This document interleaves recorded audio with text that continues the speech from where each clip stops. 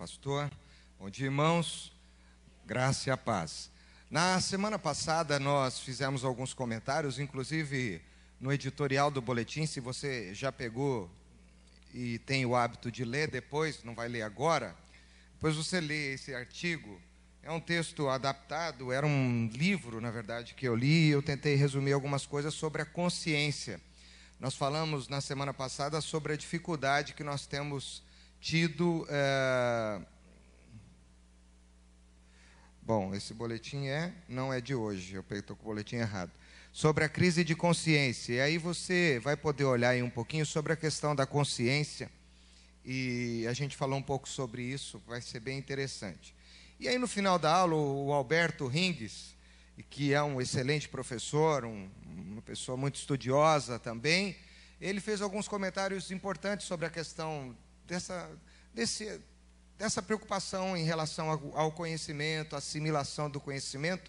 E eu achei tão interessante o que ele falou, achei tão pertinente, que eu falei, acho que valeria a pena a gente começar a aula no próximo domingo, você fazendo uma pequena explanação sobre isso, para as pessoas entenderem um pouco como funciona essa questão cognitiva, da gente assimilar o conhecimento e tudo mais, porque se a gente não assimilar o que tem sido dito aqui, fica ao vento. Então, eu quero convidar o Alberto, e ele tem o tempo dele, e ele vai nos conduzir aqui nesse tempo.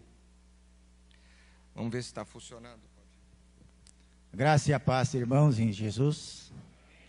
O excelente professor é por conta dele, viu? Isso aí não... Na aula passada, o pastor Ricardo começou nos dizendo que estamos vivendo um tempo de desuso da mente. Que estamos vivendo um tempo de uma espécie de letargia mental. E ele citou o exemplo de um jovem a quem se fez uma pergunta, quanto era 9 vezes 9, e ele sacou do seu iPhone, porque hoje celular já está em desuso, e 81, obrigado. 81. E aí perguntaram, mas você não conhece a tabuada? Ele falou, mas para que tabuada se eu tenho uma calculadora que me dá o resultado da hora? Isso demonstra então que nós estamos usando a nossa mente cada vez menos. E eu me lembrei então do meu tempo de faculdade, quando nós aprendemos uma lei enunciada por um biólogo francês chamado Jean-Baptiste Lamarck. É a lei do uso e do desuso. E diz o seguinte, a lei, que na natureza os seres vivos desenvolvem-se no todo ou em parte pelo uso ou se atrofiam pelo desuso. E ele deu um exemplo da girafa. Diz que no princípio a girafa ela não tinha o pescoço nem as pernas tão compridas como ela tem hoje, porque ela se alimentava de uma árvore baixa. E com o passar do tempo, essa árvore, num instinto de defesa, essa árvore foi crescendo. E, por conseguinte, a girafa também, e lógico isso com o passar de gerações, ela foi também se desenvolvendo para conseguir o seu alimento, que ela se alimenta dessa determinada árvore. E isso foi acontecendo, então, através dos séculos. A árvore, no instinto de defesa, foi crescendo e a girafa foi também crescendo. Ela foi se desenvolvendo para conseguir o seu alimento. Esse é um exemplo, então, de desenvolvimento. E um exemplo de atrofia é o exemplo da galinha. Que a galinha, antigamente, ela voava. Como ela foi domesticada através dos séculos, ela deixou de usar as asas.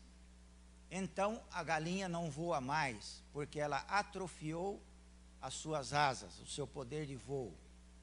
E existe mais uma série de exemplos.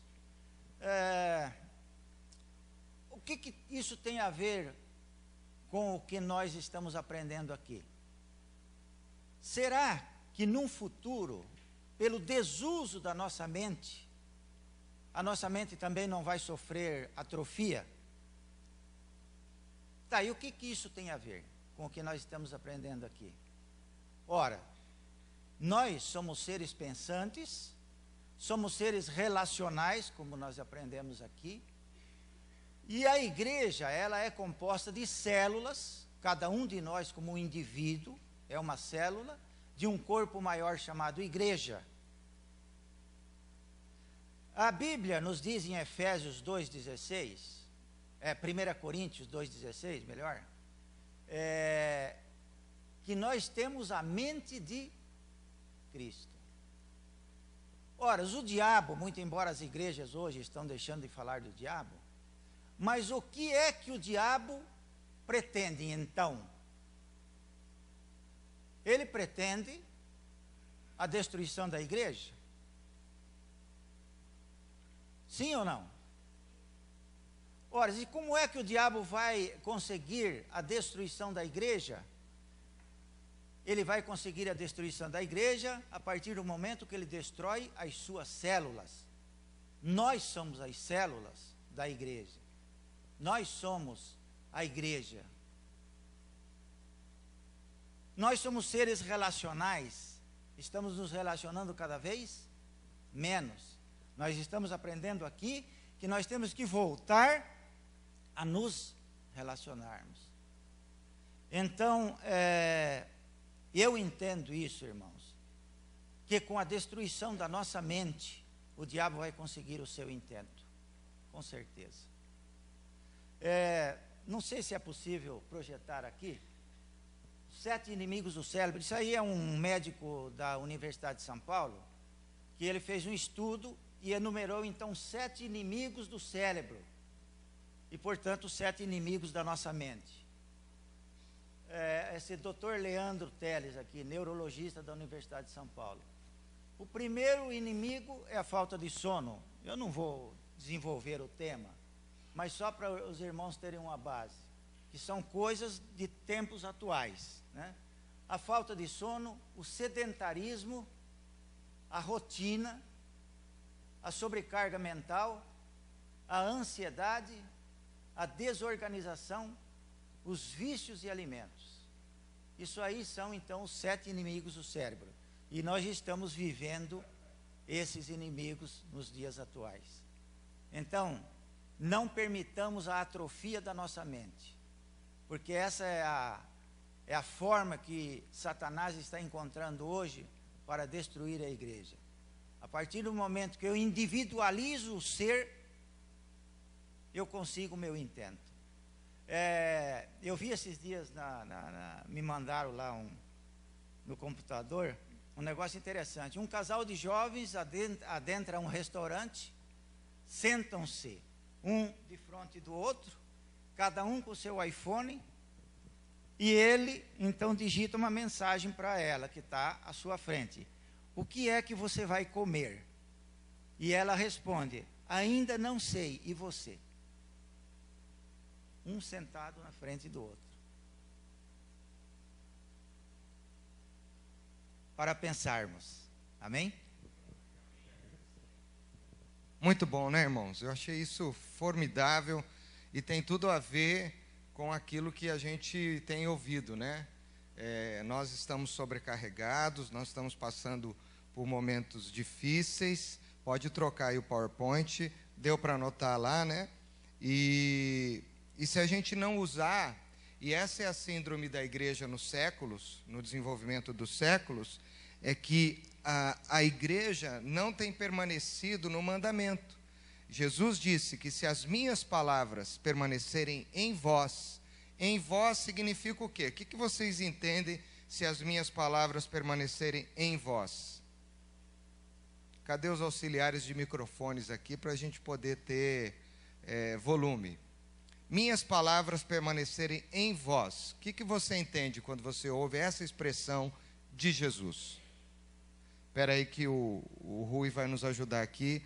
Erga a sua mão. 2 pessoas vão falar sobre isso. Quem quer falar? Vamos lá? Esse povo está tímido. O que você entende? Se a minha palavra permanecer em vós, vocês têm que entender isso. Lei do desuso, então, hein? Vai então. Quem que falou? A Sônia? Não. A Ana Maria. Fala lá, passa o microfone para a Ana Maria. Praticarmos aquilo que ele diz. Pratica. Praticarmos. Ok, tá bom. Uhum. Que mais? Isso, ó. Já um ajudou o outro. Espera aí um pouquinho. A Roneide aqui, ó. Você passou por ela.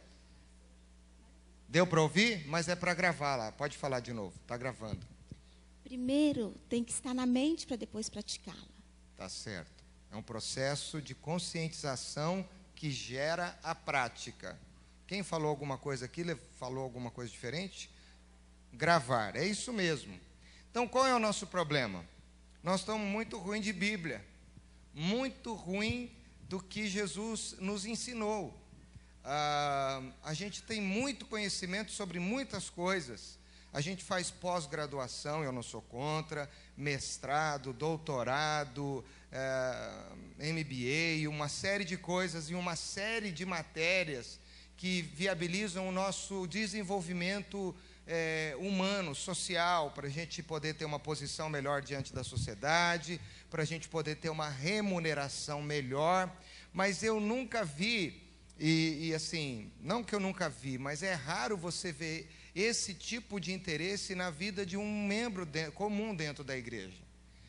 Eu vou me tornar um MBA em discipulado, entendeu? Eu vou ser uma pessoa que quer aprender. Eu fiz a escola bíblica, eu vou fazer uma academia de especialização, eu quero estudar mais, eu vou ler mais a Bíblia, eu vou ler livros que falam sobre a Bíblia, e aí eu vou crescer, eu vou desenvolver a minha fé.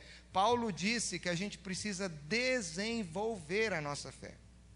E quem não desenvolve, ela fica aí nesse processo que o Alberto falou. Então, muitas vezes, e eu até tenho dito isso, que aqui na igreja eu tomei uma decisão de pregar o cristianismo 1.0, mas não por causa da igreja, por causa do tempo.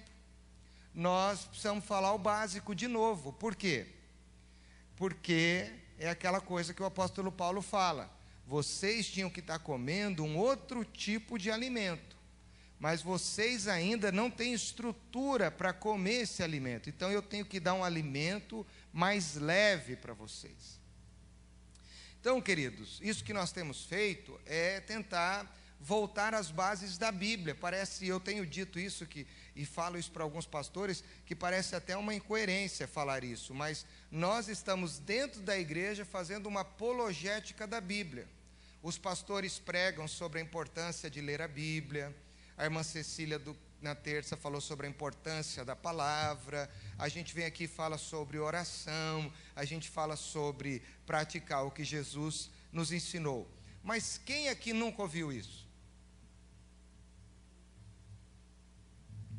Todos nós já ouvimos. Mas qual é o nosso problema? A lei do desuso. Bom, nós produzimos o vídeo da terceira chamada, eu acho que muita gente não assistiu, onde nós vamos fazer aí um resumo do que foi a última aula. Dá para passar esse vídeo aí, procurá-lo rapidamente no Facebook e passar. A gente melhorou a produção agora, tá certo? Agora a produção ficou um pouco melhor, mas a câmera ainda não ajudou. A câmera, ela ainda é dinossauro, né? Mas a gente vai ter uma câmera melhor, se Deus quiser. Mas já melhorou bastante. Esse vídeo também fala bastante do que nós conversamos na última aula. Então vai lá, Isaías. Pode colocar o vídeo.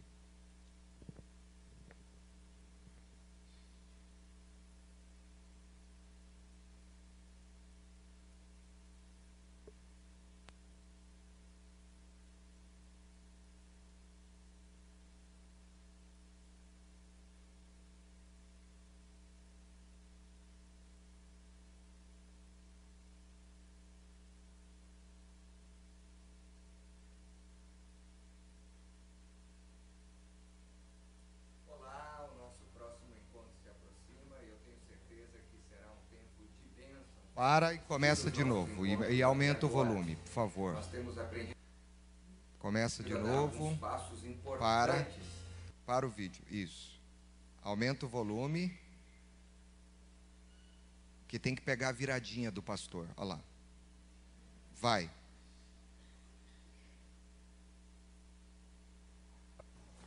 Olá, o nosso próximo encontro se aproxima e eu tenho certeza que será um tempo de bênçãos, como tem sido os nossos encontros até agora.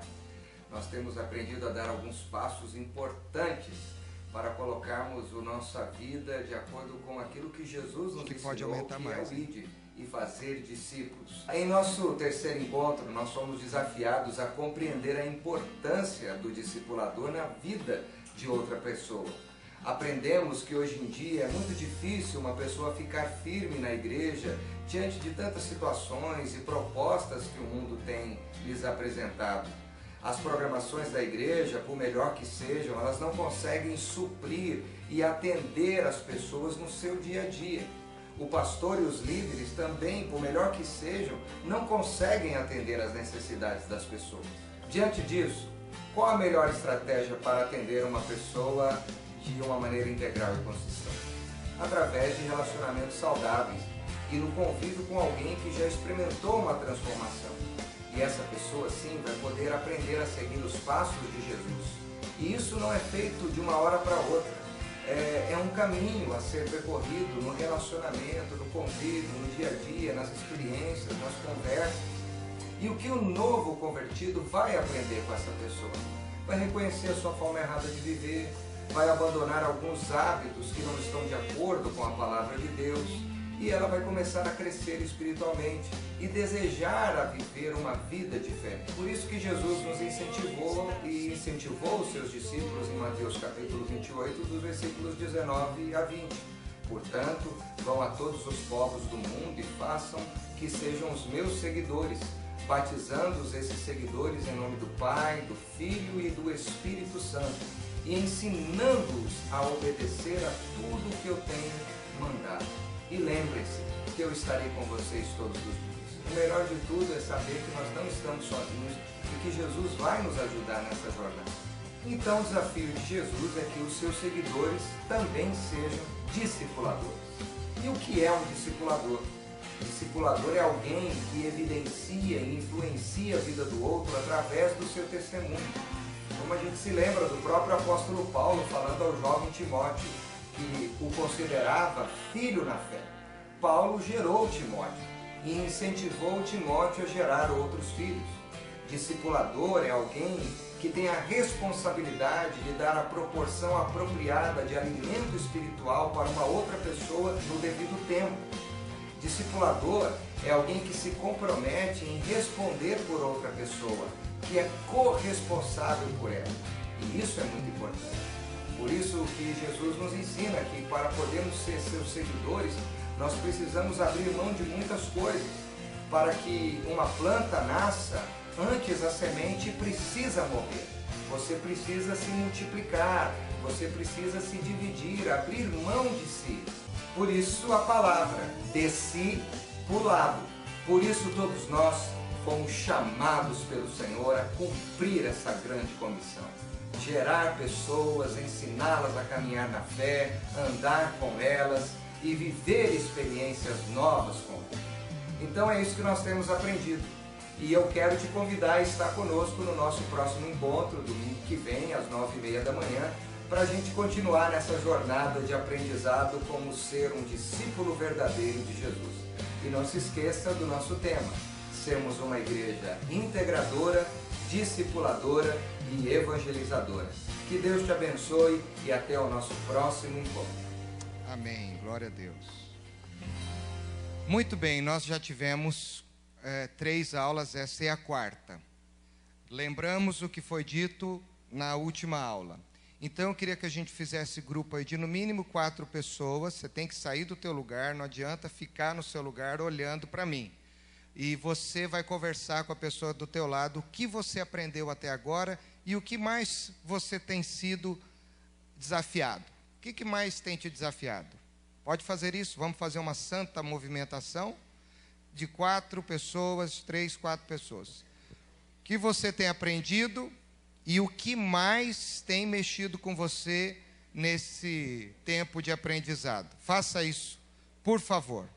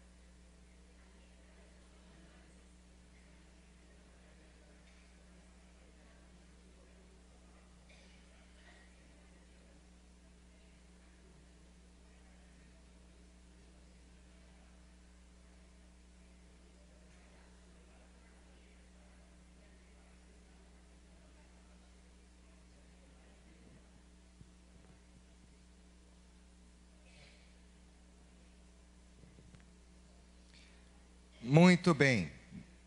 A gente tem muito o que falar. Agora, se você não sabe o nome das pessoas do teu grupo, você vai perguntar o nome de cada uma delas. Se você quiser perguntar se alguém tem um motivo de oração, a pessoa vai te falar, vocês podem se colocar em pé e uma pessoa vai orar por todas as pessoas do grupo. Vamos fazer isso.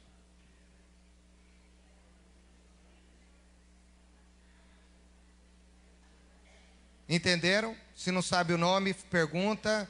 Compartilhem um motivo de oração cada um e uma pessoa do grupo ora pelo grupo todo. Vamos fazer isso? Então vamos.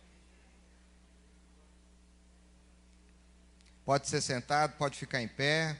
Acho que é melhor ficar em pé e dar as mãos, né? Fica mais bonito. Isso. Façam isso. Orem uns pelos outros.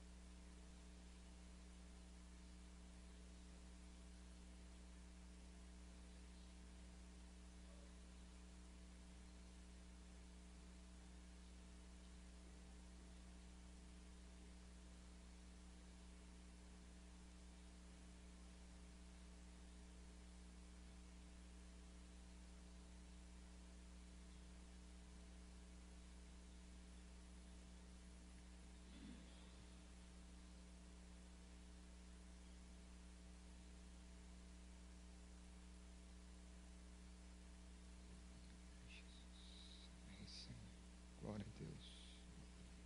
Glórias a Jesus. Glória a Deus. Glórias a Ti, Senhor.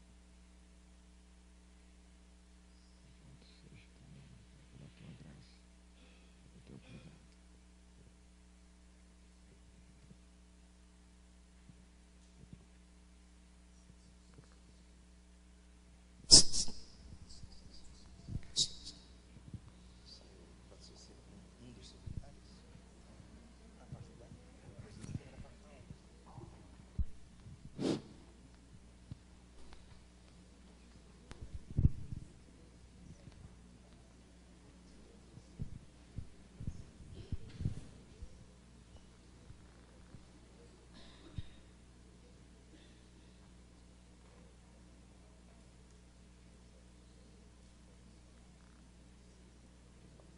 Amém.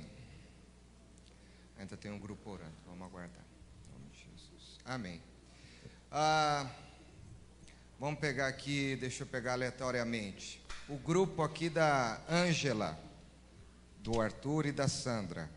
Dá o microfone ali. O que vocês conversaram? Eu não sei se é esse grupo todo aí, o Theo, a Cícera, estava todo mundo junto. Quem que quer ser o orador aí? Eu não, pode falar. Todo mundo quer falar ao mesmo tempo. Theo, por favor. Bom, nós discutimos o seguinte, que nós estamos nos preparando para iniciar os pequenos grupos nessa igreja. E que nós discutimos que o homem, ele é um ser dinâmico, diferente talvez de qualquer outro animal na face da terra. Ele é um ser dinâmico e que no momento de nós começarmos, a gente tem aquele temor. Nós não temos uma experiência vasta nessa área de pequenos grupos. Já tivemos no passado, cresceu um pouco, depois parou, mas agora é para valer. Eu acredito que é para valer. Então, acreditando nessa dinâmica, nós vamos começar. Vamos começar, apenas vamos começar. Qual é o assunto? Não sei. Reúne 2 pessoas como um pequeno grupo. Eles vão ter o que falar, o que discutir e o que desenvolver na presença de Deus. Então é isso. Nós acreditamos na dinâmica. Depois desse treinamento, nós acreditamos na dinâmica desse homem, aproveitando até a introdução do Rings, de que nós temos uma mente, nós temos a mente de Cristo. E é nessa mente que nós temos arquivos onde nós organizamos o nosso conhecimento. E a partir disso, mesmo sem experiência, nós vamos começar. Tá. E temos certeza que Deus vai honrar a continuidade de qualquer grupo, por menor que seja, e por menos assuntos que nós tenhamos. Tá bom. Para o bem da igreja, acreditamos que nós vamos ter sucesso. Você falou do futuro. Eu perguntei assim, o que vocês aprenderam até agora e o que mais mexeu com vocês? O que até agora, qual foi o ponto comum aí? Que foi o maior impacto? O que vocês ouviram nessas 3 aulas? Vocês chegaram a conversar sobre isso? Falamos pouco, mas eu posso resumir aquilo que eu entendi. Por exemplo, quando você começou as aulas, fazendo uma explanação a partir de Deus, quebrando paradigmas.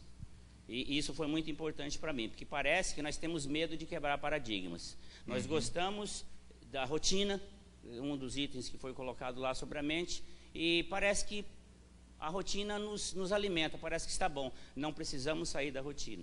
Então, o que eu tenho aprendido até agora é que eu tenho que enfrentar o desafio de quebrar paradigmas, sejam eles de qualquer forma que eles vierem, eu tenho que quebrar esses paradigmas para desenrolar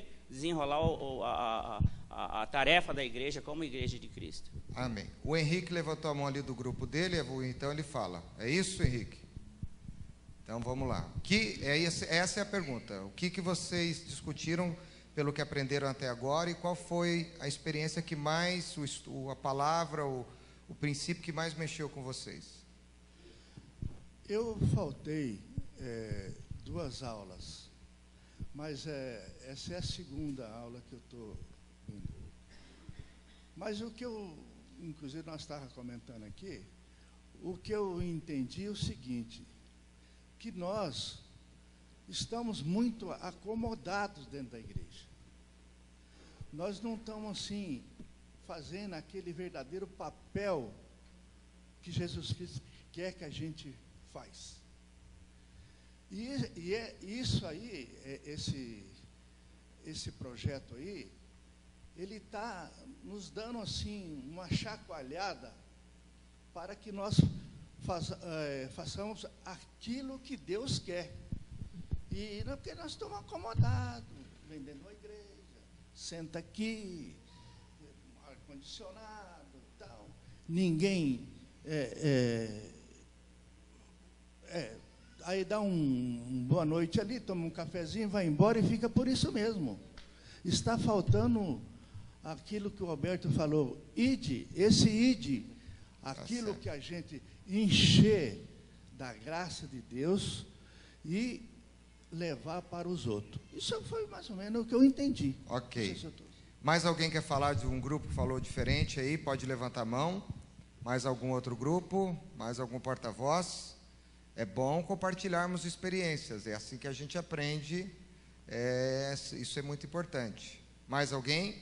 Só levanta a mão que o microfone vai para você. Depois o seu Silas ali. Fala, Wilson. Nós partimos do princípio da primeira aula, que o resumo dela foi criar modelos a partir de Abraão, Isaac e Jacó, que a igreja precisa ter.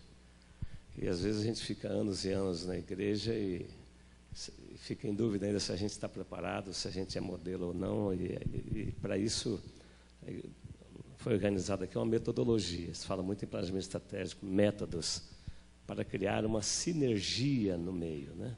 uma sinergia motivadora para cumprirmos determinadas missões. E agora nós temos uma missão clara a partir desse planejamento da igreja integradora, discipuladora, evangelizadora, que não é ficar só juntos, é sair e multiplicar. Porque se um monte de sementes ficar amontoadas, ela arde, ela estraga. Então ela tem que ser disseminada amplamente para que ela cumpra com o seu real papel. Isso fala muito em melhoria genética da semente nos seres animais e tal, né?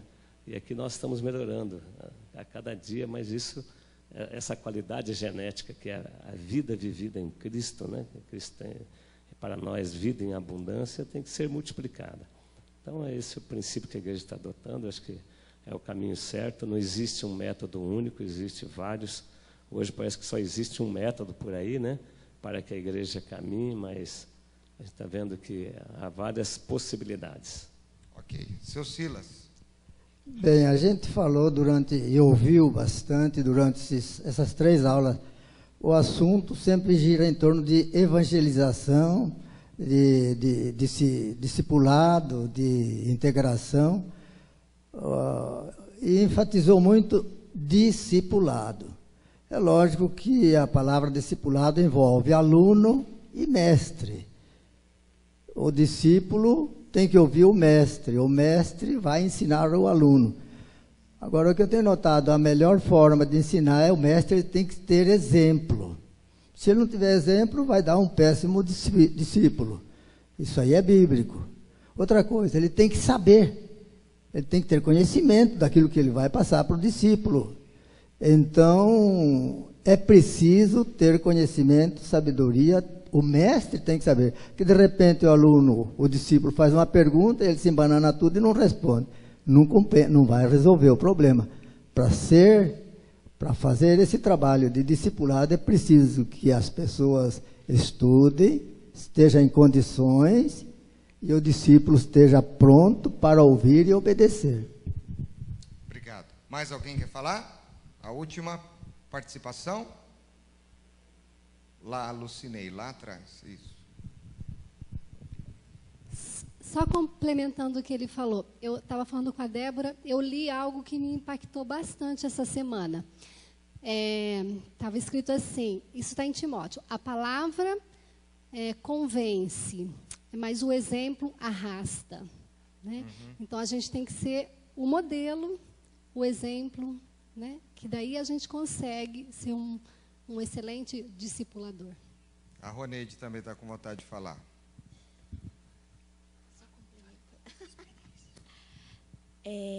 Eu concordo plenamente, só para concluir ali. Muitas vezes, como cristãos, a gente fica assim, com medo de ser modelo. Mas a gente tem que ser ousado, por quê? Porque quem é o nosso modelo maior é Jesus. Se a gente estiver nele, mesmo que a gente erre, né, Deus vai produzir vida. Muitas vezes a gente fica tão constrangido que a gente não discipula. Mas a perfeição não está em nós, está em Deus. E a gente, pertinho dele, a gente vai ser uma pessoa perfeita nele. Né? Amém. Eu até ontem estava conversando com o pastor Wesley, que está ali na galeria. A gente estava conversando um pouco sobre a mensagem de domingo passado. Talvez você não esteve aqui domingo passado e valeria a pena você ouvir o sermão. Pode encomendar aqui com o Rui, o CD, ou eu acho que deve estar na internet já, o sermão de domingo. Mas nós falamos sobre uma igreja integradora, é uma igreja solidária, né? É uma igreja que tem um desafio de ser uma igreja que se empatiza e se envolve com o outro. E a gente usou o exemplo do bom samaritano. Para isso, a gente precisa abrir mão de 3 coisas. Quais são as 3 coisas, Paulo Maldonado? Lembra? Espera aí que ele vai pegar o microfone. Ele foi meu assessor para o sermão de domingo. Isso que é bom ter presbítero, olha lá. Bem-estar, conforto e qualidade de vida. Abrir mão de conforto, bem-estar e qualidade de vida. Muito bem. Gente, essa é uma metodologia que nós acreditamos. Não é uma metodologia infalível, porque nós somos falíveis. esse projeto Gerar, e é a mesma nomenclatura que nós vamos dar para os pequenos grupos, né? Eu acho que já até acabou aqui o laser aqui, ó. PG, pequenos grupos, foi um trabalho que, quando o conselho me enviou lá para o Instituto Haggai para fazer o seminário de liderança avançada, foi isso aqui que eu apresentei, e eu falei, eu sonho um dia desenvolver um projeto como esse.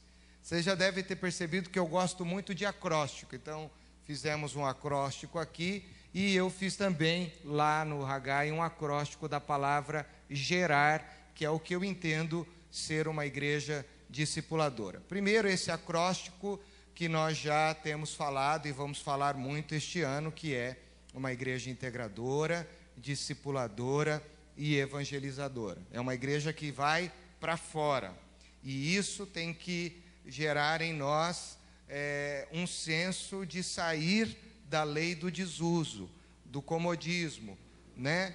E nós, se a gente quer ser essa igreja, nós precisamos nos comprometer com isso. Não tem como não ser assim. A gente para por aqui e vamos continuar sendo espectadores aqui e acabou. Mas nós do conselho temos conversado que nós não queremos mais ser essa igreja de ouvintes, essa igreja de pessoas que ficam aqui sendo alimentadas, de repente ouvindo uma boa palavra, tendo um bom recurso, mas nós precisamos ser uma igreja dinâmica para uma sociedade dinâmica que carece urgentemente de transformação, né? Então, nós não podemos esquecer.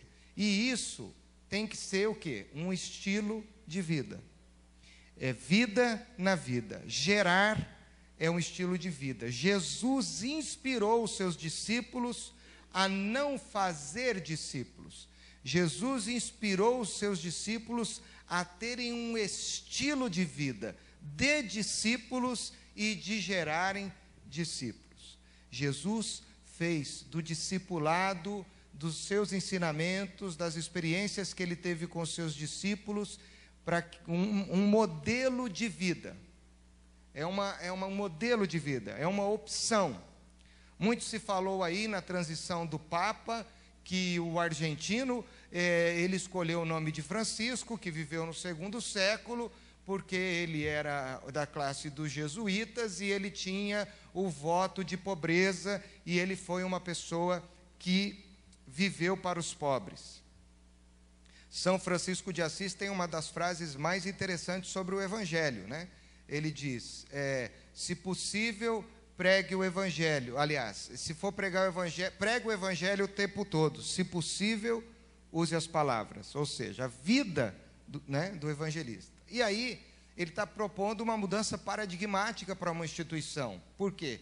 É uma das organizações mais ricas do mundo, com o maior tipo de recurso. E se essa igreja parte do princípio franciscano, por exemplo, ela vai ter que abrir mão do quê? De muito recurso.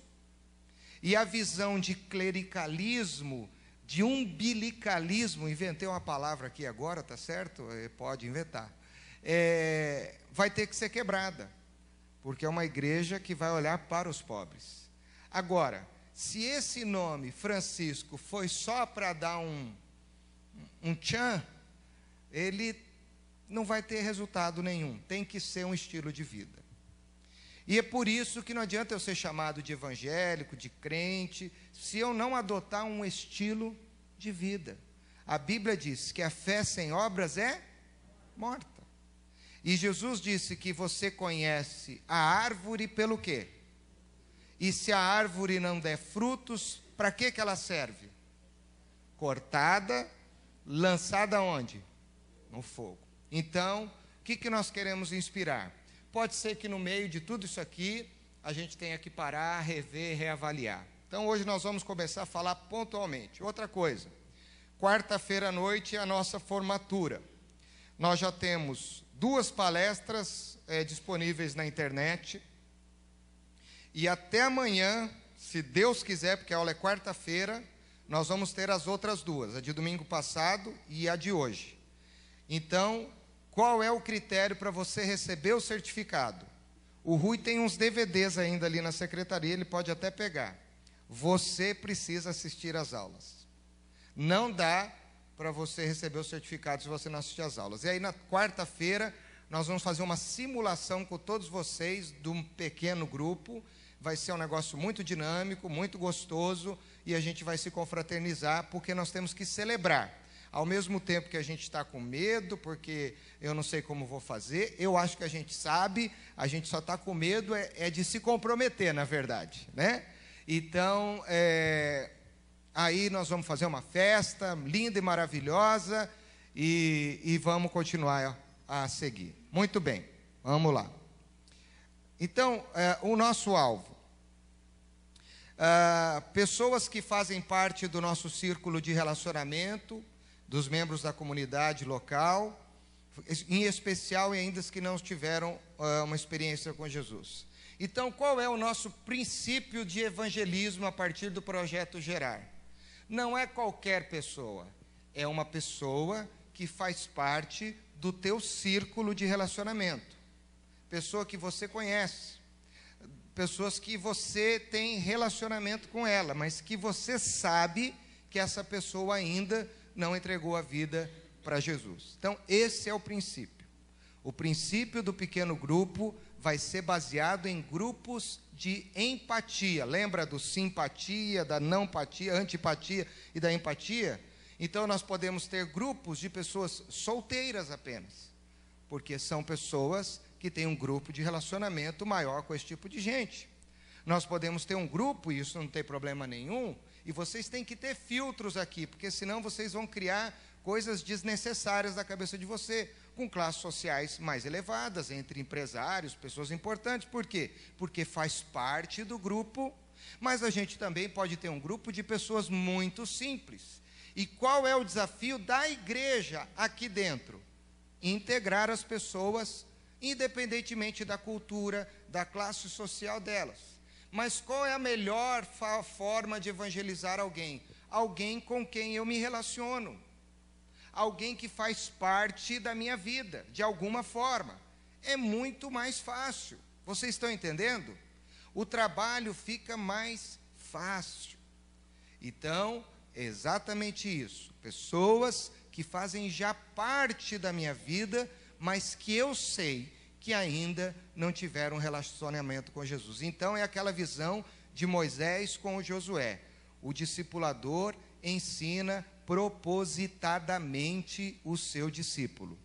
Então, vocês vão caminhar com essas pessoas, vão convidá-las para estar com vocês, para se unirem nas reuniões dos pequenos grupos, para jantar, para comer lanche, para comer pizza, para vir num programa especial da igreja, que vai ser uma das bases, com um propósito.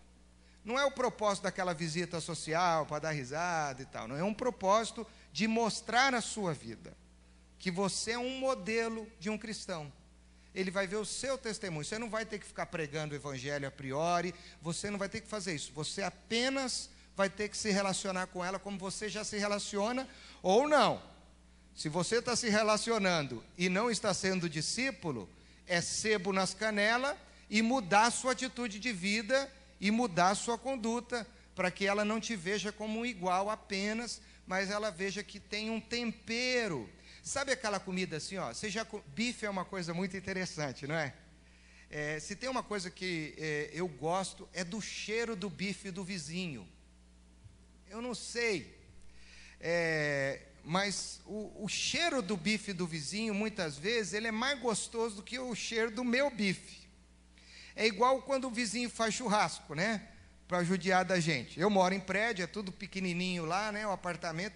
Então, tem hora que a vizinha está fazendo uma carne de porco, eu já sinto pelo cheiro, né? E está fritando um bife e tal. É diferente o cheiro, mas o bife é o mesmo, a carne é o mesmo. Qual é a diferença? O tempero. Minha mãe, ela foi cozinheira a vida toda por profissão, né? E ela cozinhou para altos executivos. Minha mãe foi cozinheira do senhor João Saad por 14 anos, o dono da Rádio e Televisão Bandeirantes. Só que a minha mãe, ela tinha um tempero especial. Ela colocava cominho, coloral, às vezes ela colocava noz moscada, sabe o que eu entendo, né? Pimenta do reino, ela colocava louro. A comida da minha mãe era muito condimentada, né? E tinha um sabor especial a comida da minha mãe. Esses dias eu não sei onde eu fui comer com a Mabile, nós estávamos aí numa situação precária em casa, né, que a gente estava sem pia, sem água, sem nada, e a gente foi comer num lugar aí, e eu não sei o frango. O frango, na hora que eu dei aquela primeira mordida naquele frango, a primeira coisa que me veio à mente foi, sabe quem? Minha mãe. Porque tinha os condimentos, assim, que ela utilizava. Entendeu? Então, é isso que você tem que mostrar. O condimento diferente que você tem. Que a sua vida é condimentada. Por isso que Jesus usou um condimento de tempero para nos identificar. Nós somos sal da terra. Nossa, eu nunca tinha falado isso. Isso veio agora. Interessante isso aqui. Teologia da gastronomia. Então, muito bom. Que legal isso. Gostei demais. Então, esse é o nosso público-alvo. Tomara que só eu tenha gostado, né? Então, eu não. Então, vamos descrever o que significa o gerar. Qual é o propósito? Qual é a visão do projeto Gerar? Isso aqui nós vamos colocar no site, esses PowerPoints, você vai poder olhar lá depois. Gestar. O que é uma gestação? É gerar alguém, é engravidar de alguém. Paulo fez muito isso. Jesus, quando ele olhou para aqueles homens, ele ficou grávido deles, no sentido de dizer, eu vou gerar através destes homens a minha igreja, os meus discípulos, os meus sucessores. Então esse teu amigo do teu relacionamento que não entregou a vida para Jesus, os homens me aguentem, mas os homens vão ter que engravidar desses seus amigos. Para a mulher é mais fácil, talvez, porque ela foi feita para gerar, mas nós vamos ter que engravidar. E aí nós vamos idealizar isso, nós vamos conceber isso na nossa mente, nós vamos identificar essa pessoa, nós vamos estabelecer pontes relacionais. Se ele gosta de pescar, eu vou pescar com ele. Se ele gosta de fazer alguma coisa, eu vou fazer alguma coisa com ele. Se ele gosta de conversar sobre um determinado assunto, assistir um filme, comer um churrasco, eu não sei, mas eu vou gerar uma ponte que nós dois possamos transitar. E aí, durante o período da gestação, é o período mais importante do grupo. É o período em que o grupo vai orar muito. Para quê? Para que Deus derrube as fortalezas do coração.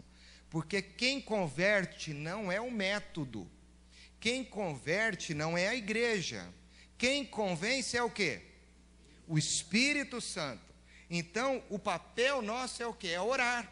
Nós usamos na primeira terça de esperança, aquele texto de Atos 10, que quando Pedro estava na prisão, a igreja estava orando, e o texto diz, enquanto a igreja orava, as algemas se romperam, elas caíram.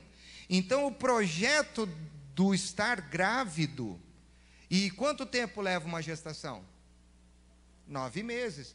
Pode ser que vocês vão levar 9 meses para derrubar muitas fortalezas, ou até mais, uma gestação de elefante, de baleia, sei lá, nem sei qual que demora mais, mas você vai ter que orar muito, porque é através da sua vida e através da ação do Espírito Santo que Deus vai quebrar as barreiras. E aí você vai pedir graça para o Espírito para abrir as portas, e quando você tiver uma oportunidade, você aproveita aquela porta para falar de Jesus, para cuidar. Então você engravida, você vai começar a idealizar. Essa pessoa vai ser, em nome de Jesus, um filho na fé meu, ou do nosso grupo. Essa pessoa vai entregar a vida dela para Jesus. Eu já penso no nome dela, eu já penso na roupa que ela vai colocar. Não é assim que a gente faz? Irmãos, isso é profético, isso é bíblico. É você olhar para alguém e dizer, essa pessoa um dia vai estar comigo aqui. Gerar. Entenderam? Segunda palavra é evangelizar. E como eu evangelizo? Vivo o evangelho. E aí eu desperto o interesse por Jesus. É aquela coisa, mas por que o teu bife tem o gosto diferente do meu?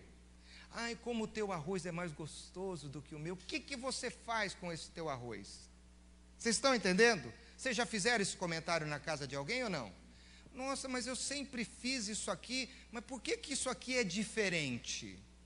Eu estou falando de coisas rudimentares e básicas para a gente entender, para a gente não ter complicação na mente. Então, a pessoa vai dizer assim, mas como você se dá tão bem com a tua esposa? Como você lida assim com os seus filhos? Como você consegue, tendo tudo isso na tua vida, todos esses problemas, como você consegue se comportar assim? Aí você fala, olha, isso aí não vem de mim. Isso aqui, quem me dá é Jesus Cristo. E ali você fala de Jesus Cristo para ela. Sexta-feira, nós tínhamos aqui 64 adolescentes. Eles pregaram a palavra, falaram sobre Davi, e foi maravilhoso. Eu estava aqui, e aí o Duda fez o desafio, o apelo, para aqueles pré-adolescentes, que muitas vezes não são nem adolescentes e nem crianças, e são cobrados, tratados às vezes como crianças, e às vezes tratados como adultos, e eles ficam naquele impasse. E aí foi falado sobre Davi, sobre as fortalezas que Deus deu para Davi, apesar das dificuldades, e fizemos um apelo, apresentamos o plano da salvação. Vieram muitas crianças e foi lindo orar. Eu tive o privilégio de orar por eles aqui, vê-los chorando, entregando as suas vidas para Jesus. E aí eu soube que a maioria que estava aqui não era de outra igreja, era de uma escola, gente que nem tinha igreja. E agora pode ter com a vida com Jesus. Como foi bom na terça-feira ver o Guilherme sentadinho aqui nesse banco. Nós oramos por ele no domingo, porque ele tinha quase morrido por uma overdose. E aí nós viemos aqui, demos um abraço e perguntamos se ele gostou do culto. Estava eu, Zé Carlos e o Nielsen. E aí o Nielsen, na hora que percebeu que o menino estava aberto, o que o Nielsen fez, Zé Carlos? Ele apresentou o plano. E nós falamos de Jesus, e sabe o que aquele rapaz fez? Ele disse, eu quero. E sabe qual foi o testemunho que a gente ouviu essa semana? Que ele não via a hora de voltar para a igreja. Sexta-feira ele estava aqui no trabalho de pré-adolescente, porque ele queria estar na igreja. Alguém que ele disse, eu nunca fui tão acolhido, tão bem recebido, como eu fui lá naquele lugar. Eu quero estar ali. Maravilha, vamos bater uma salva de palmas para Jesus, irmãos.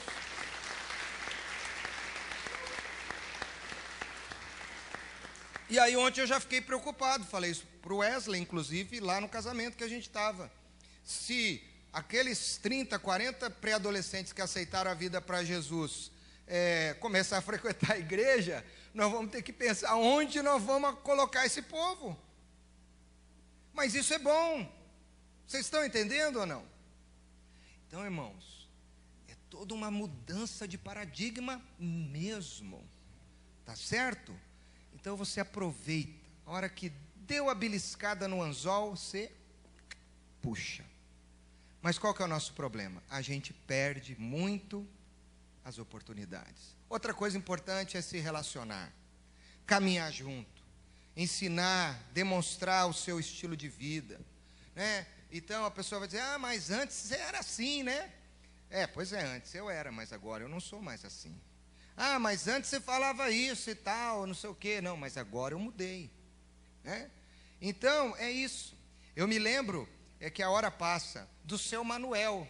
O seu Manuel foi o meu diretor do colégio, quando eu decidi voltar a estudar, porque vocês já sabem da minha história, que antes de eu me converter, eu reprovei 4 ou 5 vezes, e eu sempre fui um péssimo aluno, eu tinha uma dificuldade enorme de aprendizado, eu nunca lia nada, nem gibi eu lia, e repeti a primeira série, a quinta série 2 vezes, repeti a 7ª, a 8ª, mas aí Jesus entrou na minha vida, e quando eu voltei para Ourinhos, eu voltei para estudar na escola, que eu tinha estudado antes de ter uma experiência com Jesus verdadeira em 92, e aí eu encontrei o seu Manuel, que foi meu diretor na época anterior, e na época anterior, a Amable fala que eu tenho assim uma síndrome de aparecido, sabe?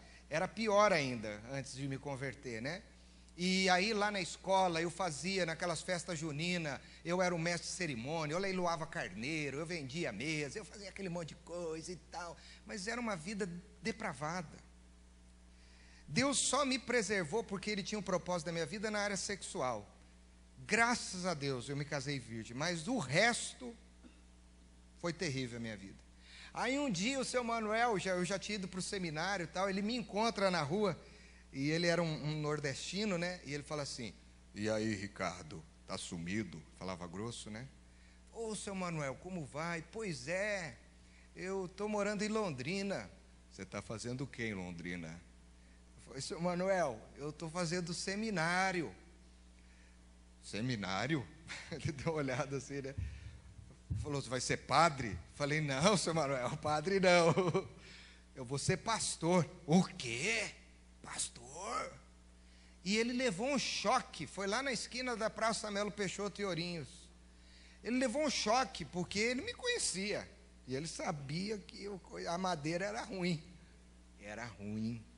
Eu tive, para vocês terem uma ideia, que ir na casa dele, tomar um café com ele, porque ele gostava muito de mim, para falar para ele o que Jesus tinha feito na minha vida. Eu nem sei se ele está vivo, mas foi um choque para aquele homem imaginar que um cara como eu ia virar pastor. E para muitos amigos que eu tive no começo dessa minha trajetória, mas como eu mostrei? Me relacionando. Vocês estão entendendo o que eu estou querendo dizer ou não? Mostrando que a minha vida mudou. Eu não sou uma pessoa perfeita, mas eu mudei. E algumas coisas são diferentes na minha vida. Então, faça isso. Integre essa pessoa na tua vida, mesmo com os seus defeitos. Mesmo que ela já tenha conhecido defeitos maiores e piores. Mas você vai dizer: nós estamos mudando, Deus tem trabalhando. Use, eu gosto muito na versão bíblica, uma coisa que eu gosto do português, do gerúndio.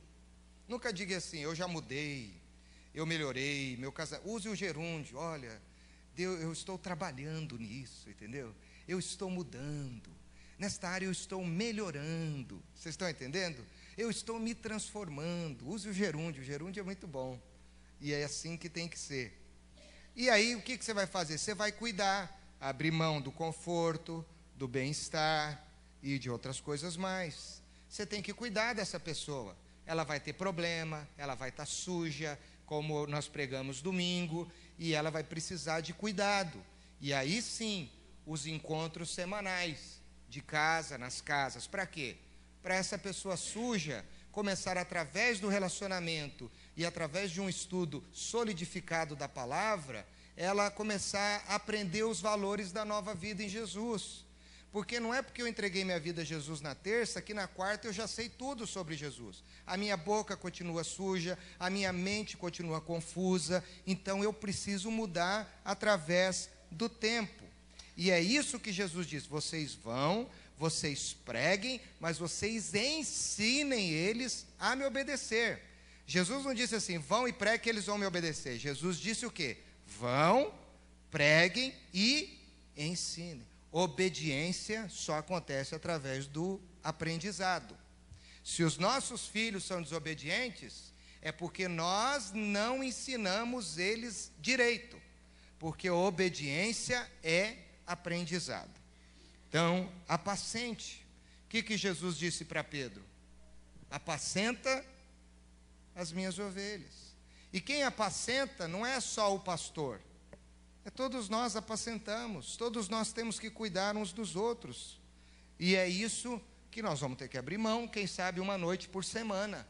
Cuidar de gente que vai chorar, que vai abrir problemas, que vai falar que está com dificuldade no casamento, que está enfrentando uma doença difícil, mas transmita a vida. Você não tem que ter um discurso pronto. Nós não estamos com a metodologia assim: se a pessoa falar que ela está com uma crise conjugal, eu vou pegar o livrinho lá dos pastores. Crise conjugal. Tá, então é o seguinte, meu irmão, o negócio é assim, assim, assim.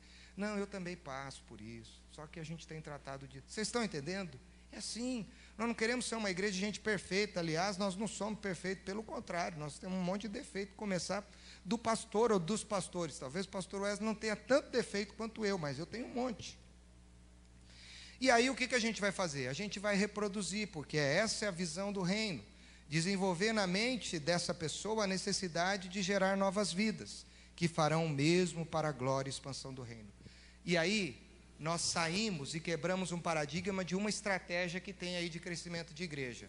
Você tem tantos meses, você tem tanto tempo. Não é assim. você só vai reproduzir quando o outro estiver pronto. E pode ser que para alguns demore mais e para outros demore menos. Vocês estão entendendo? Nós valorizamos a vida e não o método. Isso é o mais importante. A vida e não o método. Ah, porque agora a gente adotou uma metodologia, a igreja está explodindo. Não. Nós adotamos uma metodologia e vidas estão sendo transformadas. Aleluia. É isso. E pode demorar. Tem gente que vai aceitar com mais facilidade, mas tem gente que vai ser mais resistente. Então vamos lá. Deixa eu mostrar um gráfico para vocês aqui. 2 sistemas de igreja. Igreja de programas, que é a nossa, tá certo? Então assim, ó. 20% dos melhores líderes mantêm 80% dos seus membros. Hoje isso acontece. Então a igreja sustentada por esse... Oh, não mudei lá, né? É aqui, ó. Esse amarelinho significa que é a liderança. E a liderança, o pastor, os presbíteros, os obreiros que carregam nas costas tudo isso aí, ó. Os cultos, os programas e os ministérios. O que aconteceu com Moisés quando ele estava nessa posição? O que ele falou para Deus? O que ele falou? Aleluia, Senhor, que beleza carregar esse monte de gente maravilhosa que saiu do Egito. Povo obediente, Senhor. Povo bonzinho, meu Deus, eu estou tão feliz. O que Moisés falou para Deus? Fala, gente, me ajuda, vocês estudaram a Bíblia. Ah, Deus, não aguento mais, é muito peso. Senhor, se for para continuar assim, ó, me promove logo, que eu sei que na glória vai estar melhor. Né? E essa é a ideia de muitas igrejas, que quem sustenta a igreja é só a liderança. Não, o Alberto falou que a igreja é um corpo, é um organismo composto de muitas células. E isso é importante. Muito bom esse professor. Então, outra coisa importante que a gente precisa ter agora, a gente precisa ver a nossa nova proposta, inverter a pirâmide. E na nova proposta, 20% dos líderes treinam, equipam 80% da igreja para que ela possa se desenvolver através dos grupos pequenos ou do projeto Gerar. Então, qual é a função do discipulador, dos líderes? É treinar o povo e preparar o povo para cumprir a missão. Foi isso que Jesus fez. É uma visão expansionista, que sai do centro para fora. Então, aí nós vamos ter estratégias, as celebrações, mas a base da nossa pirâmide é que está pequenininho aqui, ó. PGs, Projeto Gerar, pequenos grupos. Por quê? É através dos relacionamentos que nós vamos fazer isso. E é assim que tem que ser, essa é a forma saudável, dessa forma ninguém fica sobrecarregada. Eu acho que a lei de parentes, se não me engano, é que fala sobre essa questão das organizações, né? Que 20% das pessoas carregam 80% das organizações, quando deveria ser o contrário, né? 20% das pessoas deveriam equipar 80%, ou 80%, eu não me lembro agora, é a lei de parente, mas é mais ou menos isso. Então, a gente tem que distribuir as tarefas de uma forma saudável. Nós temos que ter contribuição através de relacionamentos. Precisamos ser uma comunidade relacional. Se não formos, não adianta.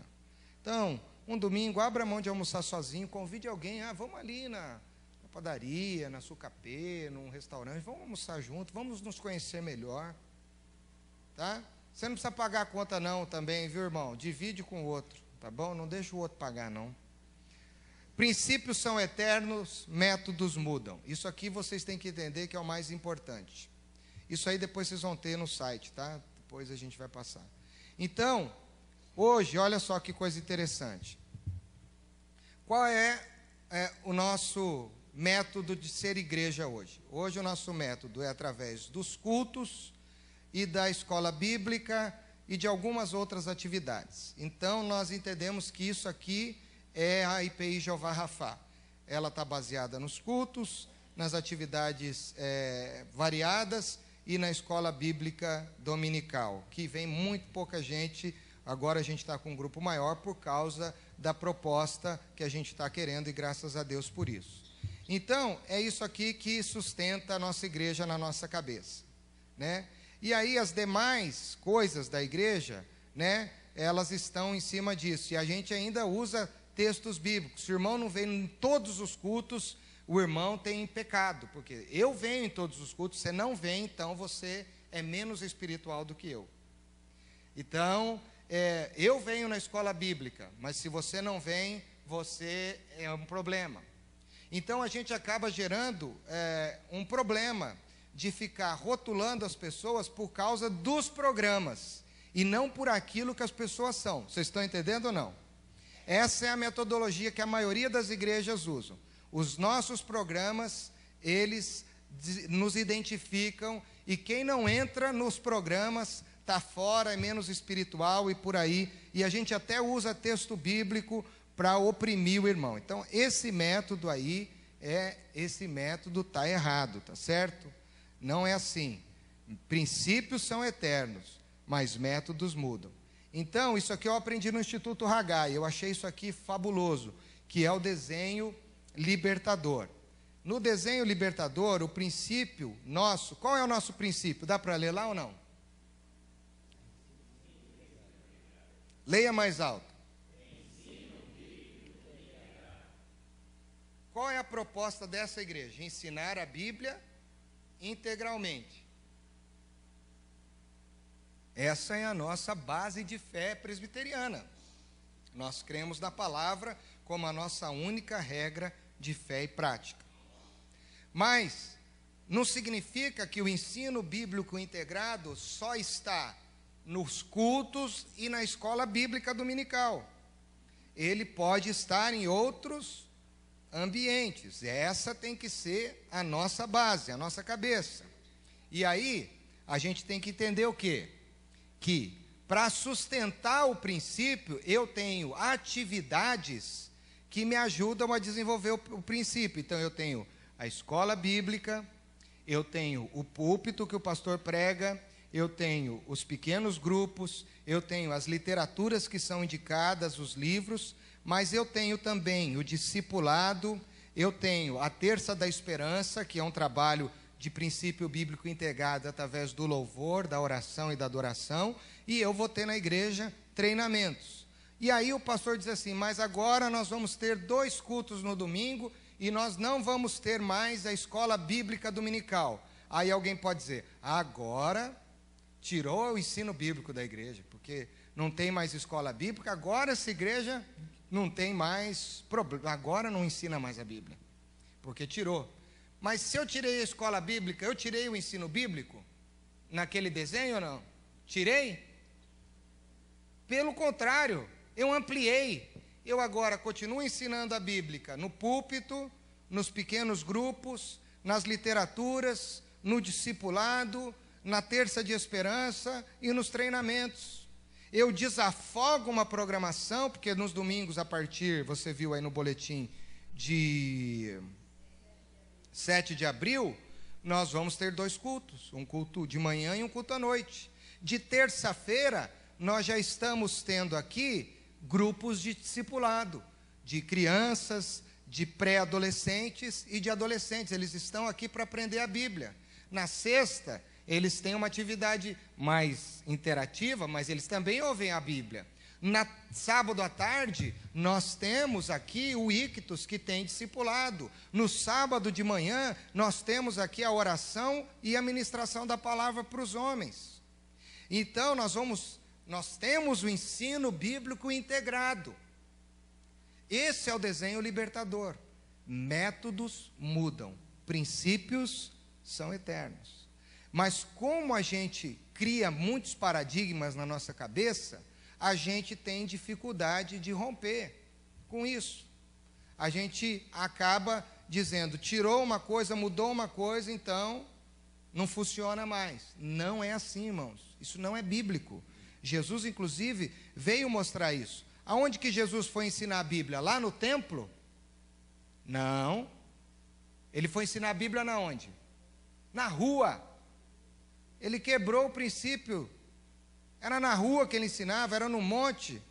Então isso é muito importante. Então, o que você precisa? Você precisa aprender a discernir as coisas com o exemplo de Jesus.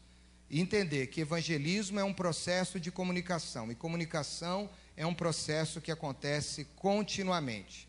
O que Jesus fez? Jesus se adaptou à sua realidade. Ele não ficou nos templos, ele se encarnou de uma maneira simples e ele viveu entre as pessoas que precisavam ouvir a palavra de Deus. Outra coisa, Jesus ensinou não com sermões bem elaborados, com estudos bíblicos assim maravilhosos. Jesus ensinou através de parábolas, histórias simples, mas que tocavam o coração das pessoas. E nós vamos ensinar a Bíblia através dos pequenos grupos, com histórias, com textos de livros evangélicos, com textos bíblicos. Mas o mais importante não é a folhinha que o líder do grupo vai receber, o mais importante é a vida na vida. É isso que a gente tem que entender, é isso que é o mais importante.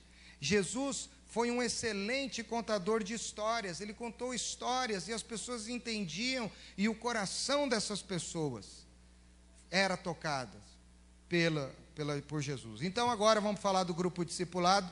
Já são quase 11 horas, mas eu preciso terminar, vocês vão ter que aguentar aí mais uns 10 minutos. Tudo bem? Quer ficar em pé um pouquinho? Para dar uma despreguiçada? Não? Então tá bom.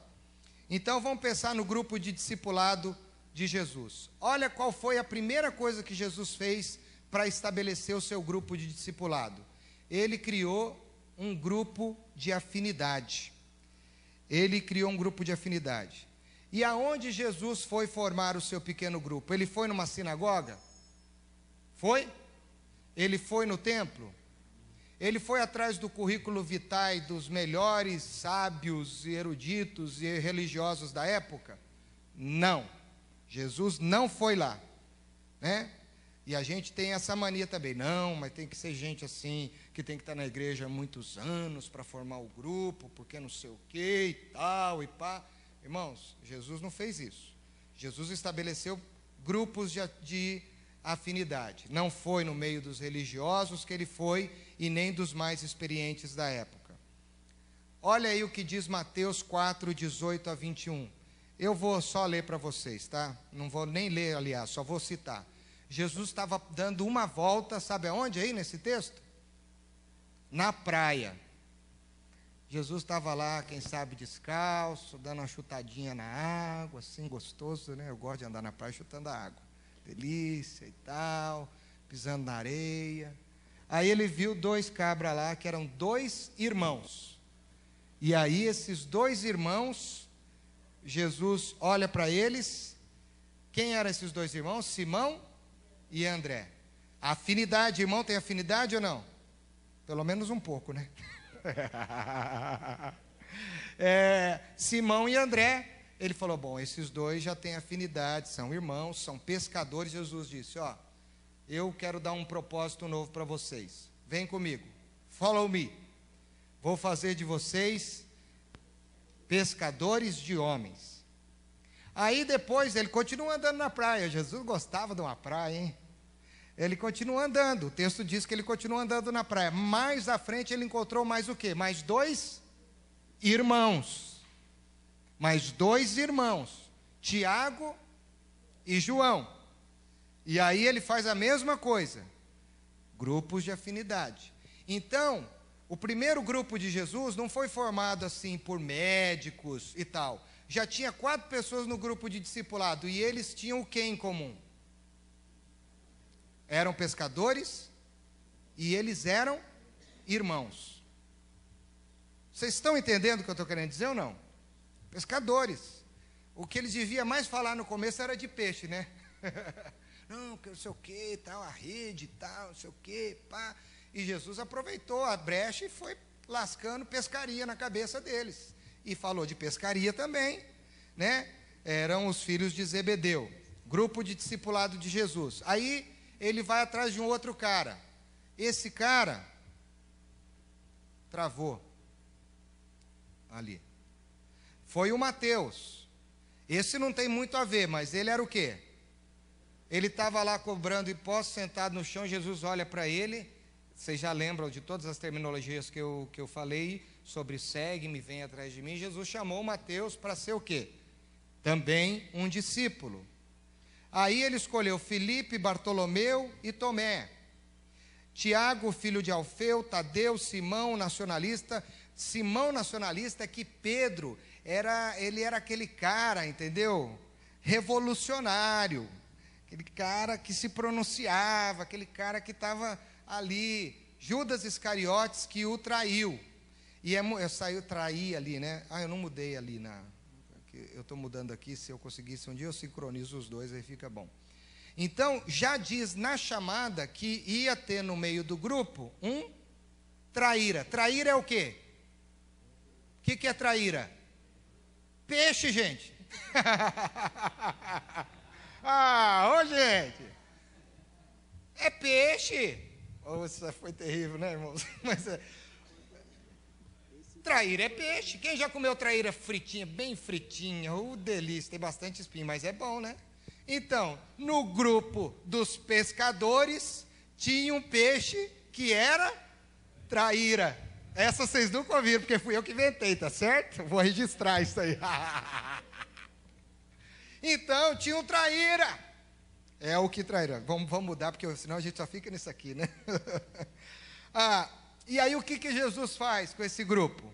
Jesus lhes dá uma missão. Porque eles começam a seguir Jesus, mas eles não sabem o que fazer. Porque eles nunca fizeram isso. A palavra do Theo foi essa no começo. Olha, nós não sabemos o que fazer. E aí Jesus vai falando, eu vou fazer vocês pescadores de homens. Mateus 18, 20, ide por todo mundo e ensine pregando o evangelho. Marcos 16, 15, ide por todo mundo e pregai o evangelho a toda a criatura. Jesus foi dando uma missão para eles, Jesus foi inspirando, e os caras, a gente vai botar para quebrar, nós não vamos pegar peixe não, e essa traíra aqui nós já vamos dar um jeito nela logo logo.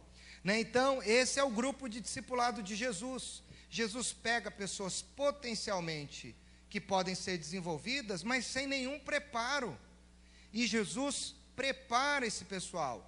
E ele escolhe como base do grupo pessoas com afinidade, porque isso dá estrutura para o grupo. Tanto é que só é mencionado mais vezes nos evangelhos as pessoas que tinham mais afinidade entre si. Você só vê, tem discípulo aqui que você só vê o nome dele quando? Quando ele foi chamado por Jesus, você não vê a Bíblia mais falar dele. Mas os que tinham mais afinidade, os que trabalhavam mais, eles tinham sinergia, foi falado essa palavra aqui. Então, Jesus fazia o quê? Jesus ensinou os seus discípulos no dia a dia, vida na vida, e olha que não foi fácil. Agora, olha aí o grupo de discipulado de Jesus por afinidade. Tinha 12, mas Jesus tinha um tripé, e é isso que nós vamos propor, um tripé para cada grupo de discipulado.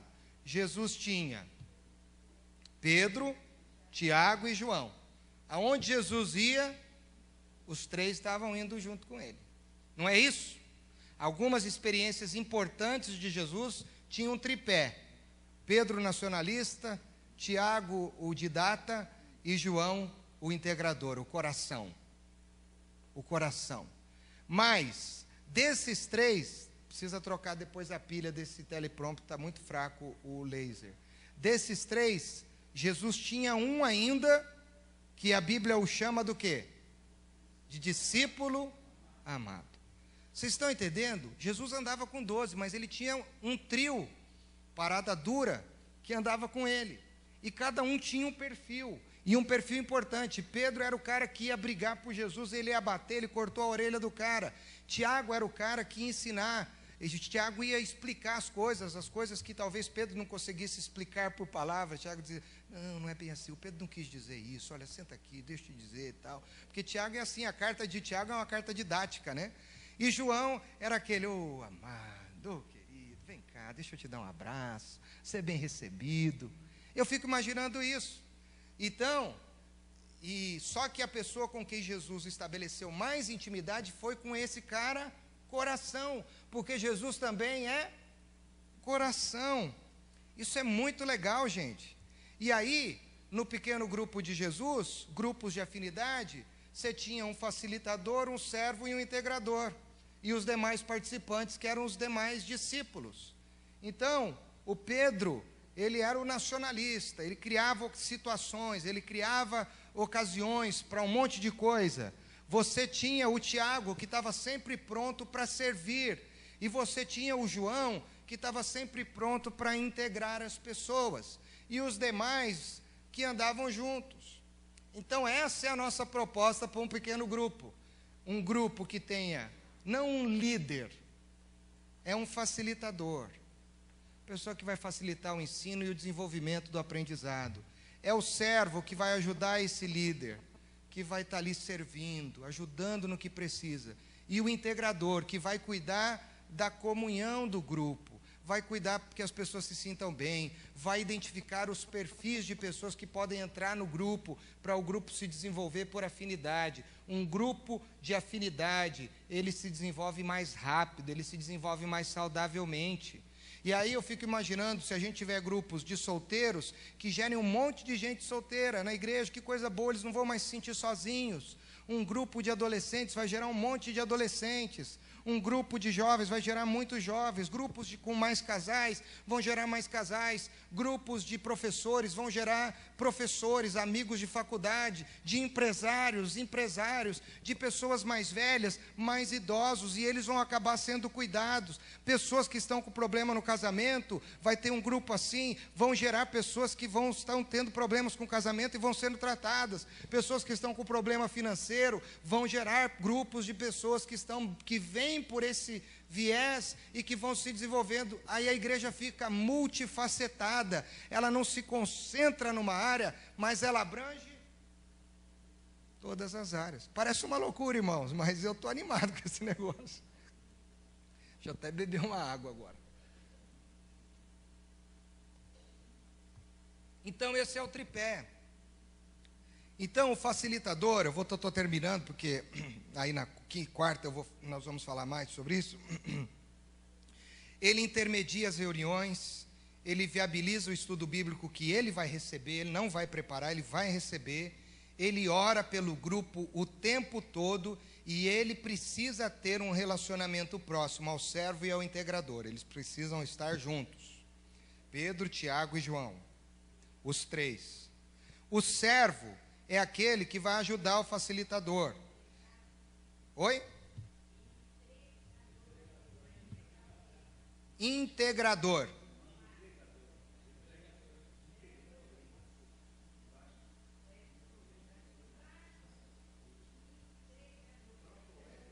Entregador. Eu não cheguei lá ainda, por isso que eu não vi. Eu estou no servo ainda. Bom, aí tem o servo. O servo auxilia o facilitador com o propósito de atender às necessidades do grupo. Então ele vai ver aquela pessoa que ficou mais tocada, ele vai colocar no relatório, o facilitador vai orar com aquela pessoa, vai dar uma ligada para ela. Se ele percebeu que está difícil, no relatório ele vai dizer, precisa de uma assistência pastoral. Mas não vai pôr toda semana, você tem que trabalhar também, tá certo? Precisa de um atendimento, precisa de uma visita, precisa de um cuidado especial. O grupo se sente, o grupo tem um propósito de sentir a necessidade do outro.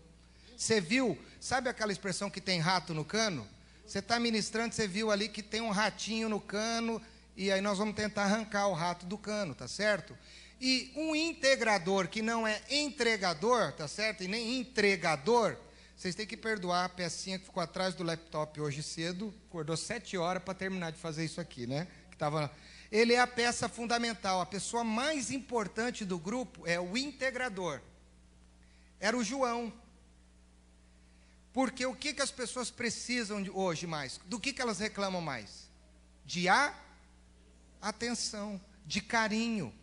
O integrador vai ver aquela pessoa chegando na igreja, ele vai receber, entendeu? O integrador vai querer criar momentos de comunhão, ele vai querer saber como as pessoas estão, ele vai integrar as pessoas, ele vai ver que tem um lá que está mais quieto, ele vai dar atenção, aquela pessoa não vai se sentir deslocada, ele vai ser o João, vai tratar com carinho, vai tratar com amor. Esse vai ser o integrador. Então cada um vai poder desenvolver o seu dom, vai fazer um docinho, vai fazer um bolinho, vai levar. Vocês estão entendendo? Cada um tem um papel. E um ajuda o outro, cada um tem uma missão. E isso é fundamental. Então, o integrador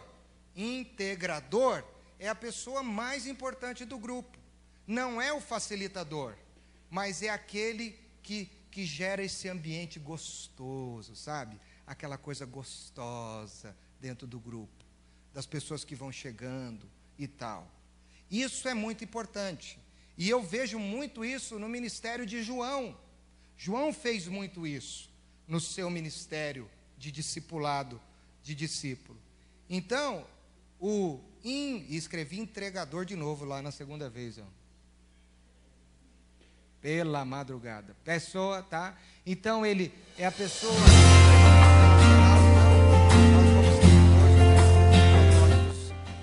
A gente vai trabalhar com vocês em abril, e talvez comece em abril ainda, ou em maio.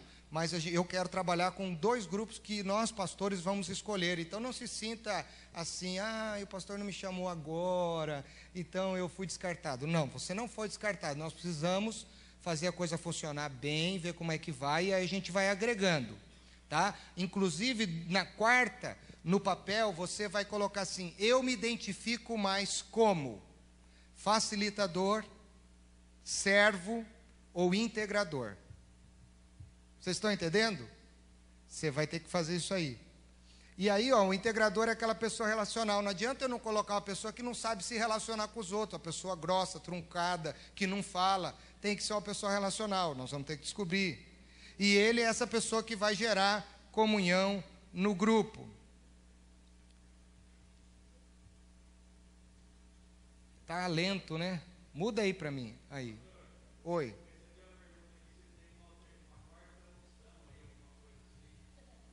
Não. Só essas 3. Por quê? Tá certo. É isso aí, só tem essas 3.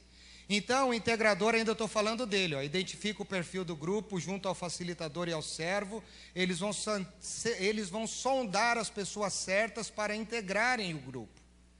Então, vem para o teu grupo pessoas que vocês querem que estejam. Vocês estão entendendo ou não? Isso vai ser muito legal, porque vai ajudar muito no desenvolvimento do grupo.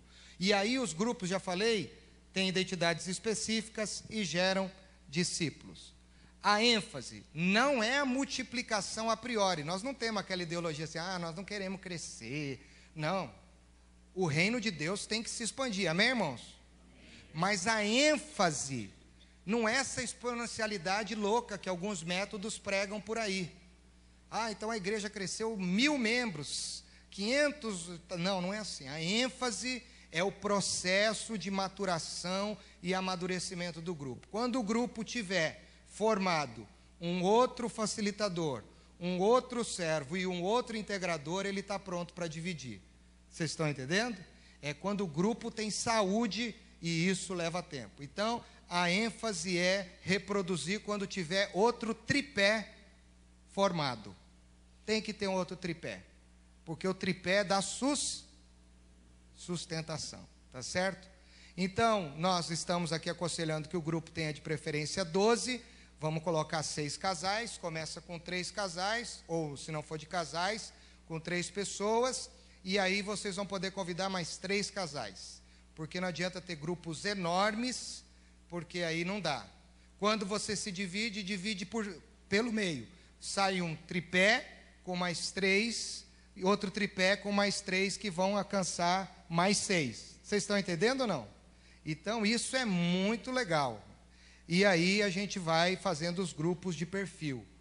E vamos tratar do amadurecimento. Então, o ensino bíblico somos nós, os pastores, que vamos dar. Vamos estudar a Bíblia de uma forma dinâmica, descontraída, de uma forma legal, para as pessoas entenderem. Mas vai ter também os cultos, as mensagens, os trabalhos, os encontros de casais, encontros de homens, de mulheres, e os treinamentos e tudo mais. Muito bem. Estou terminando, vocês me aguentem aí que eu já passei. No tempo do amadurecimento, divide para multiplicar. Tempo, cada grupo terá o seu tempo natural de desenvolvimento. Não pode passar de 15 meses, a gente aprendeu isso lá com o pastor Paulo Solonca. Então, você tem 15 meses para parir. Porque se o grupo começar a ficar muito, ele vira uma igrejinha. E aí nós vamos ter que interferir nesse grupo, dividir, tirar as pessoas, mexer nele, porque o propósito do grupo não é virar uma igrejinha, que nem os 3 lá no monte. Ai, Senhor, está tão bom. Pedro, João e Tiago queria ficar lá, né? Esqueceram dos 12. Ah, aqui está tão... Ai, o nosso grupo está tão bom, vai ter que dividir. Vai ter que dividir. Tá certo? Esse é o princípio bíblico, né? Porque senão, e nós, pastores, vamos receber os relatórios semanais e vamos estar acompanhando isso aí de perto.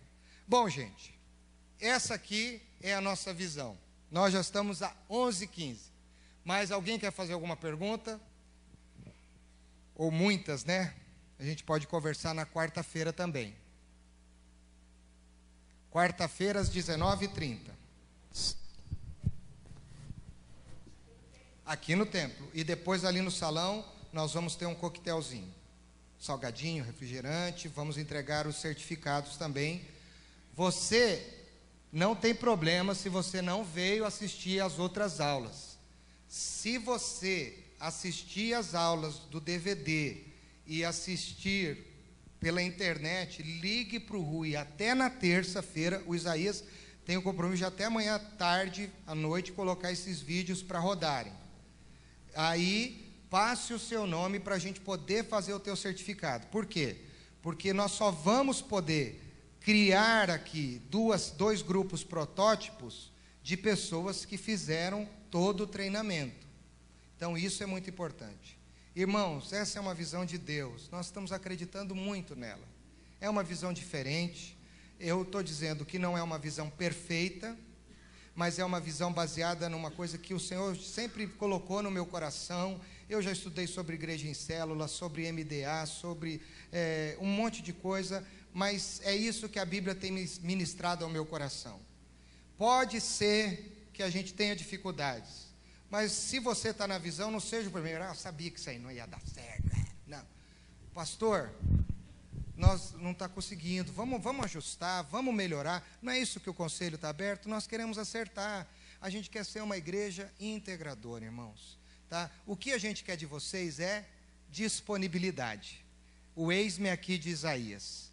E se esse grupo aqui todo gerar discípulos, irmãos, o ano que vem, nos 50 anos da igreja, nós vamos estar vivendo uma outra realidade. Tem muita gente dizendo que a igreja é outra, está mais gostosa, mas você quer que eu te diga uma outra coisa? Ela vai ficar mais gostosa ainda, porque a igreja é quem? Somos nós. Nós vamos estar mais deliciosos, nós vamos estar mais condimentados. Então eu vou chamar o pastor Wesley, que vem aqui à frente, orar e dar o aviso do culto à noite.